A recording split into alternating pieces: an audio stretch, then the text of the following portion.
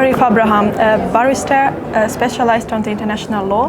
Aarif now calls for international tribunal for the Russian crimes in Ukraine. To your mind, what is the probable mechanism of prosecution for war criminals in the Russian Federation and also Belarus, right? So essentially, there's been a now long-standing campaign for the creation of a special tribunal for the crime of aggression as allegedly being committed in Ukraine. This campaign began somewhat in February after a proposal by Professor Philippe Sands QC suggesting that because there is no international court or tribunal that is seized of jurisdiction for prosecuting the crime of aggression as being possibly committed in Ukraine, that the world and states should come together in order to create a new tribunal so that those alleged to have been committing what's known in international law as a supreme international crime could be brought one day before a court or tribunal. Now, there are various ways and means that a special tribunal can be created. Essentially, it would require the agreement between Ukraine and either an international organization or a regional organization or a treaty between states to agree for the creation of such a tribunal. Its jurisdiction would be based on customary international law, read in conjunction with the domestic provisions proscribing the crime of aggression in Ukraine. And the model could be essentially one of two models which are currently in contention. One is a freestanding ad hoc international tribunal endorsed by a regional organization and or an international organization like the UN General Assembly. Alternatively, it could be what's known in legal terminology as a hybrid tribunal. And this hybrid tribunal could be based on the domestic judicial mechanisms that are in Ukraine, although this model doesn't come without some hurdles, or what's known as a freestanding hybrid tribunal that has Ukrainian and international elements to it, but ultimately would be more international than domestic. So essentially what we are looking at now is that a model which really would satisfy technical legal requirements, but also one which is practically workable in the sense that the work of investigating and possibly prosecuting individuals who are leaders in Russia or Belarus for this crime, and ultimately one day, if these perpetrators are apprehended, to bring them before such a tribunal. Talking about the Nuremberg Tribunal trial, can be it used as a model, and which additional methods can be added to the tribunal for Russian crimes? So the reason that we often refer back to the Nuremberg Trials and the tribunal there is that that tribunal was really the first to prosecute leaders during war for what was then known as crimes against peace and what today is known as the crime of aggression. Now, out of a number of people who were prosecuted there, the majority were prosecuted and convicted for crimes against peace.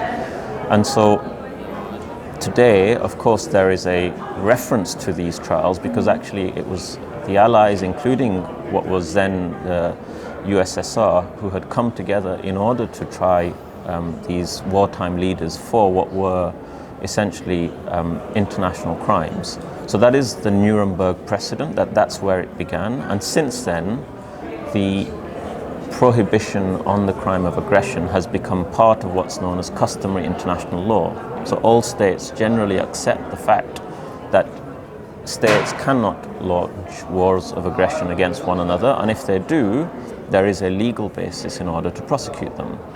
Now, the Nuremberg trials and tribunals had some, of course, shortcomings. It's now many, many decades since the Second World War where those trials were undertook, and during this period, international lawyers and diplomats and policy workers have obviously identified what are the good aspects, let's say, in respect of what happened at Nuremberg, and what are the lessons that we've learned in the creation of tribunals which are fair, independent and impartial. So whilst we take inspiration from what happened at Nuremberg and the trial of leaders who had committed the crime of aggression, we obviously have take the best practice from tribunals that were set up since then in order to advocate for a tribunal that will really be, let's say, in line with international law principles such as respect for human rights and also the rule of law, and create a tribunal that is fit for purpose in the modern age and in respect of what's allegedly happening in Ukraine at the hands of Russia. Yes, and do you mind how long it will take this procedure from developing the mechanism, right, and investigation and until prosecution itself? Yes, so what's proposed in respect of the creation of a special tribunal for the crime of aggression is essentially a new mechanism or a new tribunal. Of course, tribunals take time to create. They require the agreement of states. They require the consent of usually some form of international or regional organization. And of course, then once those agreements are put into place, then of course the hard work of undertaking the actual legal work begins. The distinction here from other tribunals is that this is for a single crime in respect of a small set of perpetrators, because remember that the crime of aggression is a leadership crime. It concerns military and political leaders who either had effective control or directed acts which are said to have constituted acts of aggression.